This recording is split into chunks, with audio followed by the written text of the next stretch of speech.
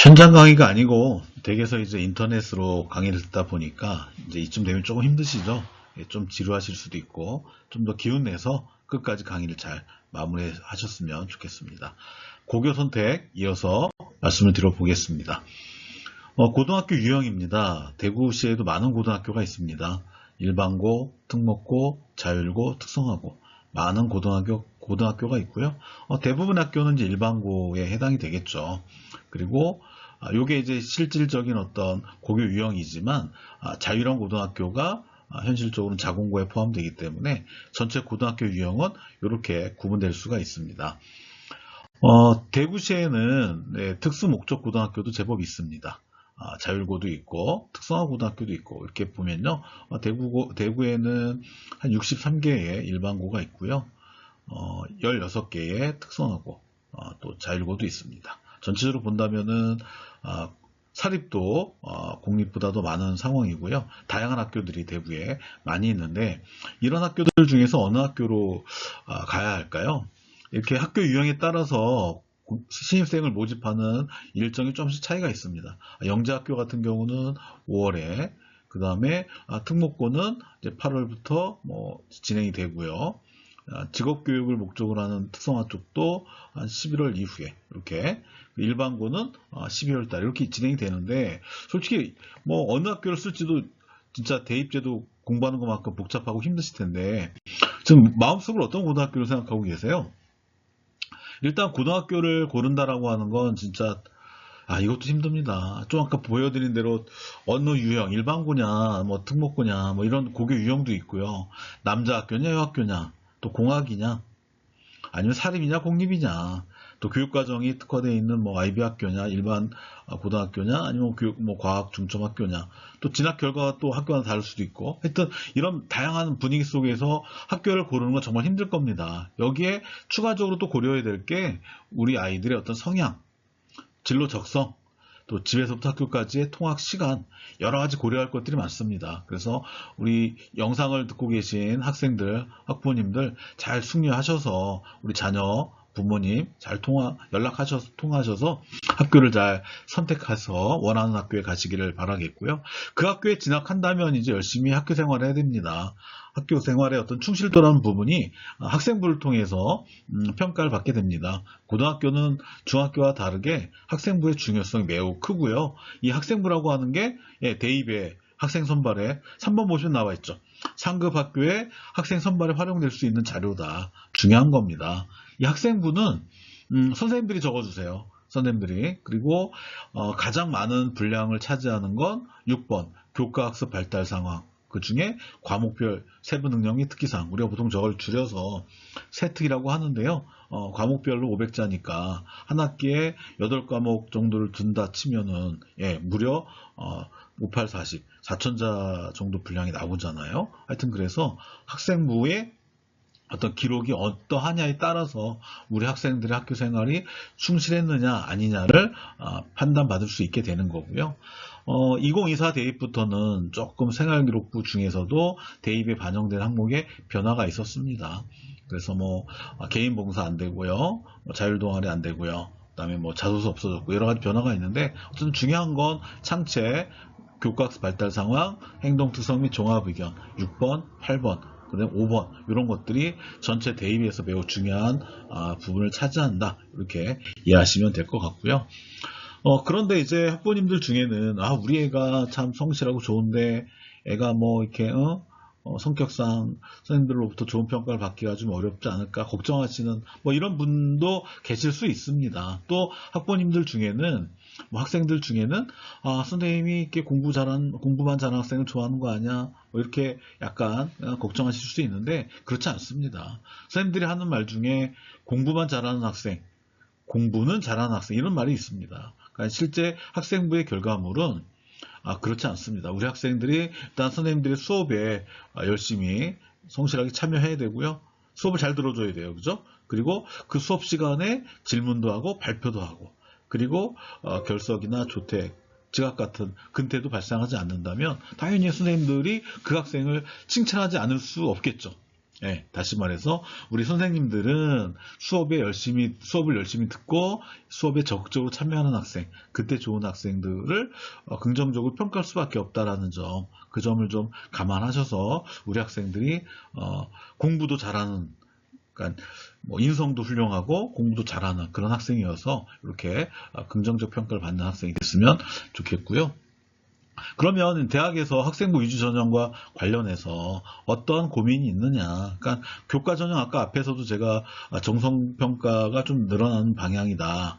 또 학생부 종합 전형은 정성적으로 이루어지지만 학업 역량, 교과 성적도 되게 중요하다. 이런 말씀을 드렸잖아요. 대학 입장에서는 학생부가 대학에 전달이 될 때 평가에 도움되는 정보가 많이 줄어들었다라고 생각을 해요. 그러니까 당연히 고등학교에서는 그 평가에 도움되는 정보를 더 늘려서 자세하게 제공해 줘야 되는 거잖아요. 그러니까 결국 우리 학생들이 고등학교 생활을 어떤 자세로 하느냐, 그것이 결국 대학의 고민을 좀 더 자기를 긍정적으로 평가받는 방향으로 덜어줄 수 있는 그런 방향성이다. 그래서 성실성과 적성을 갖추고 학교 생활을 좀 자기 주도적으로 해본다면 당연히 대학으로부터도 좋은 평가를 받지 않을까. 그런 것들이 이제 고등학교 입학하게 되면 학생부의 어떤 경쟁력과 연관이 될 텐데, 일단 교과 시간에, 수업 시간에 열심히 수업을 듣고, 수업을 듣다 보면은 뭔가 더 궁금해지는 게 생기는 거죠. 이를테면, 뭐, 교과서의 뒤쪽 부분에 보면은 더 알아보기, 학생 참고자, 이런 것도 있어요. 그래서 수업 시간에 배웠던 내용 중에서 본인이 좀 더 호기심이 생겨서 더 알아보고 싶은 것들을 독서, 논문, 실험이나 실습 이런 걸 통해서 자기가 탐구해 보는 거죠. 그 탐구의 결과물을 잘 정리하고 그것을 수업 시간에 발표하는데 이것이 교과와 교과 또 1학년과 2학년 또 2학년과 3학년 학년 간 연계도 가능할 것 같고요. 그리고 교과 시간에 했던 것 중에서 시수가 부족해서 하기 어려운 어떤 키워드를 끌어다가 이렇게 동아리 시간이나 진로 시간에 이렇게 심화시켜서 할 수 있는 부분들이 있거든요. 그래서 결국 학생부의 경쟁력이라고 하는 것은 수업 시간에 배웠던 개념과 원리를 자기 주도적으로 얼마나 지적 호기심을 동반해서 심화시켰느냐, 이것이 얼마나 잘 결과적으로 기록이 되어 있느냐, 이것이 학생부의 경쟁력이다. 결국 이런 과정을 통해서 우리 아이가 달라졌어요. 내가 좀 더 이렇게 성장했어요. 이런 걸 보여주는 게 학생부 종합전형이다. 그리고 또 한편 학생부 종합전형은 학생부를 정성적으로 종합적으로 평가하는 거잖아요. 그래서 올해 고3부터는 대학에 자율적으로 반영이 되고요. 올해 고2부터 2026 대입부터는 대학에 필수 반영이 된다. 그래서 우리가 흔히 말하는 우수학생이라고 하는 건 성적 좋은 학생만 의미하는 게 아니다. 이렇게 인성적으로도 최소한의 어떤 갖춰야 될 부분이 있다. 그래서 학생부 조치상 학폭과 관련된 학생부의 조치사항이 기록되어 있다라고 한다면 대입에 있어서는 좋은 평가를 받기가 어렵다. 이렇게 이해하시면 될 것 같고요. 그리고 최근 들어서는 선생님들도 그런 말씀하세요. 과거에 비해서 아이들의 출결, 근태가 좀 안 좋다. 그래서 앞으로는 미인정 사유로 인한 결석, 지각, 조퇴 등도 정량적으로 평가에 반영하려는 대학들이 보이거든요. 하여튼 그래서 출결 상황, 학적 상황, 성실성, 충실도의 기본이라는 점 말씀드립니다. 자, 학업 역량은 어떻게 갖추면 좋을까요? 일단 학업 역량이라고 하는 건 결국 학교 수업을 어떻게 듣느냐, 얼마나 참여하느냐입니다. 그래서 제가 지금 사진 2장을 이렇게 보여드렸는데 두 사진의 공통점이 뭐겠어요? 수업에 열심히 참여하는 그런 모습이잖아요. 과정이잖아요. 그래서 우리 학생들이 내년에 이제 고등학생이 된다면 주당 29시간의 수업과 3시간의 창체 시간이 있습니다. 그래서 한 32시간 정도의 수업을 하게 되고 2시간 정도는 학교에 따라서 좀 운영 방식은 다를 수 있겠으나 중간에 공강이 발생할 수도 있습니다. 이런 학교 수업을 열심히 들으면서 학업 능력을 갖춰야 되는데 서울대학교가 말하는 물론 서울대학교가 누구나 갈 수 있는 대학은 아닙니다. 하지만 서울대학교의 어떤 이 입장을 우리가 좀 생각해 본다면 그 서울대학교에서 말하는 부분이 다른 대학에도 일부 적용될 수 있는 부분이 있잖아요. 같은 맥락으로 한번 본다면 지식을 깊이 있게 갖추고 활용할 수 있는 학생인가. 그러니까 지식을 그냥 듣고 끝나는 게 아니고, 그쵸? 본인이 그런 것들을 이렇게 활용해 본 적이 있느냐. 활용했다는 얘기는 결국 자기가 노력을 해서 추가적으로 무언가 다른 어떤 경험을 해본 적이 있느냐. 이런 걸 말하는 거겠죠. 그죠? 그리고 스스로 한 경험이 있느냐. 적극적으로 한 경험이 있느냐. 그래서 수동적인 학생 안 됩니다. 좀 더 능동적인 자세로 학교 어떤 생활에 임해야 될 거고요. 누군가가 가르쳐 주겠지라고 기다리는 것보다는 스스로 배운 것 중에 더 알아보고 싶은 부분이 생긴다고 한다면 스스로 이렇게 직접 적극 나서서 해당 부분을 탐구해보는 그런 학생이 우수한 학생이다. 그리고 이제 그런 학생부를 통해서 대학이 신입생을 선발할 때 대학은 어떤 과정으로 평가하느냐. 일단 그 학생이 그 해당 모집 단위를 어떤 과목을 이수하고 지원했는가. 그래서 그 학생부에 적혀 있는 교육과정 선택, 그 다음에 교과 성적, 이것이 일단 학업 역량을 평가하는 기본적인 출발점이다. 예를 들어 뭐 기계, 로봇, 에너지공학, 이렇게 기계 쪽에 로봇 쪽에 관심 있는 친구들은 당연히 수학과 물리 쪽 과목이 중요하겠죠, 그죠? 이런 식으로 교육과정 선택을 어떻게 했느냐가 중요하게 반영이 되는 거고요. 그리고 이제 대학에서는 이제 이 학생들이 고등학교 때 우리 대학에 이 학과에 오기 위해서 어떤 과목을 미리 좀 배웠으면 좋겠다라고 권장 과목을 발표했었습니다. 그래서 지금 화면에 보여지는 건 경희대, 고려대, 성균관대, 연세대, 중앙대 5개 대학이 핵심 권장 과목을 발표하는 걸 보여드리는 건데, 예를 들어 수학과를 본다면 수학과는 수학 1, 2, 미적, 확통, 기하. 요건 지금 현재 2015 개정교육과정 체제에서의 과목입니다. 이런 과목들을 다 공부했으면 좋겠다. 확통도 기여가 된다면 듣는 것을 권장한다. 이게 이제 교육과정 선택을 했을 때 어떤 기준을 선택했냐의 어떤 기준이 되는 거고요.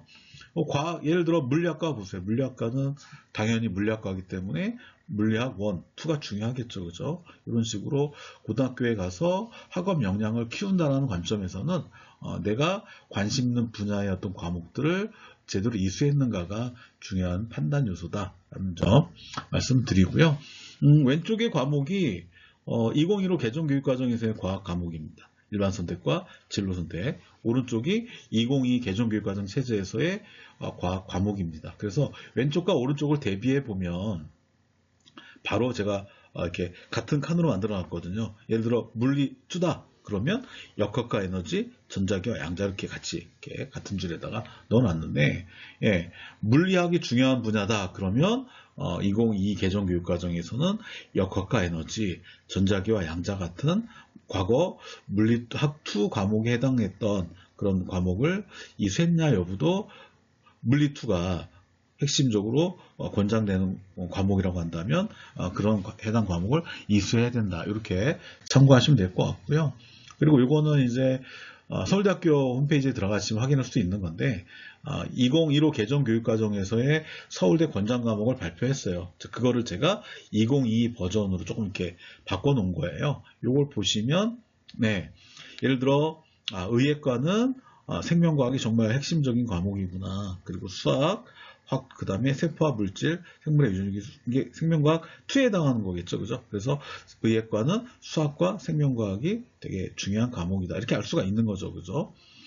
그리고 물리학을 볼까요? 물리학 전공. 물리학을 보니까, 역학과 에너지, 전자기와 양자. 이게 좀 아까 설명드렸죠. 물리학 2에 해당하는 과목이라고. 그래서 물리 1, 2는 기본으로 공부를 하면 좋겠다. 미적분, 1, 2 기하. 그리고 확통도 권장한다. 기회가 된다면 이수해라. 이런 식으로 해서 물리학과 같은 경우에는 물리와 수학 전반을 좀 이렇게 잘 두루두루 공부했으면 좋겠다라는 게 대학의 입장이다. 이런 식으로 여러분들 학업 역량을 키우기 위해서는 해당 대학이 이런 모집단이 지원했을 때 이런 것들을 고등학교 때 공부하고 왔으면 좋겠다라고 준 것들이 있어요. 그런 것들을 좀 감안해서 나중에 고등학교 입학한다면 해야 되는 거고요. 요거는 이제 제가 동국대학교 학생부 위주 전형 가이드북 일부 이제 활용한 건데요. 인용한 건데, 모집 단위에 따라서 좀 더 의미 있게 봐둬야 되는 그런 것들이 있다. 예를 들어 경영학과라고 한다면은 뭐 다 그런 건 아니지만, 이쪽 수학 과목과 경제였던 과목, 고등학교에서 그런 과목들이 좀 의미 있게 평가될 수 있다라는 거고요. 그리고 자연계열의 경우에는 물리학이 좀 더 중요하게 이렇게 뭐랄까 연계되는 전공이냐 아니면 물리학보다는 이렇게 화학이나 생명 같은 분야에 좀 더 연계되는 그 모집단에 따라 좀 다를 수는 있는데 제 얘기는 뭐냐면 우리 학생이 고등학교에 들어갔을 때 어떤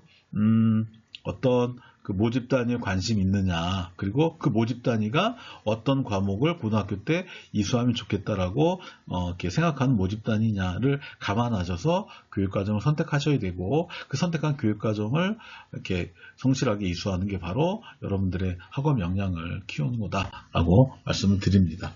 자, 이제 거의 이제 끝나갑니다. 자, 여기까지 내용을 좀 정리해 본다면 우리 자녀가 어느 고등학교를 선택할 것이냐 아직은 잘 모릅니다. 하지만 학생이 만약에 이 강의를 듣고 있는 학생이라면 학생 스스로도 본인의 어떤 성향, 본인이 어떤 가치를 중시 여기는지 또 부모님은 또 우리 아이가 어떤 아이인지 잘 이렇게 소통하셔서 파악을 한 다음에 이렇게 여러 가지 아까 말씀드렸잖아요. 공립이냐 사립이냐 고교 유형이 뭐냐 남고냐 여고냐 공학이냐 또 거리가 얼마나 되느냐 진학 결과는 어떠냐 여러 가지 고교 선택을 위한 그 요소들을 말씀드렸잖아요. 그죠? 그런 것들을 가지고 잘 학교를 선택하시고 그 학교에 들어가서 충실하게 학교 생활을 하다 보면 충실한 학교 생활의 결과물이 먼저 아까 뭐라 그랬죠? 그거 학생부로서 대학에 전달이 될 것이다. 우리가 고등학교 생활을 성실하게 했냐 안 했냐가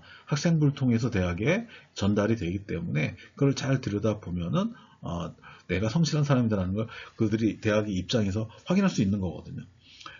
성실함뿐만이 아니라 학업 역량도 갖추고 탐구 역량도 갖추고 인성도 갖췄다라는 것을 확인할 수 있으니까 우리 학생들, 우리 학부모님들 여러 가지 고민이 있겠지만 2028 대입을 준비하는 여러 가지 요소 중에서 우리 자녀 혹은 나의 어떤 성향을 잘 이해하시고 학교를 고르는 것부터 단계적으로 잘 준비하시면 고등학교에 들어가서도 좋은 성취를 이룰 수도 있고 또 성취뿐만이 아니라 대학에 가는 것뿐만이 아니라 그 이후에도 우리 사회가 필요로 하는 긍정적인 인재로 성장할 수 있을 것이다 라는 말씀을 드려봅니다. 오늘 제 강의가 어땠는지 모르겠습니다. 좀 이게 현장 강의 아니라서 조금 생동감도 없고 또 이렇게 김수현이나 김조원처럼 비주얼이 되는 그런 강사도 아니었고 참 힘드셨을 텐데요. 그래도 끝까지 제 강의를 잘 들어주셔서 감사합니다.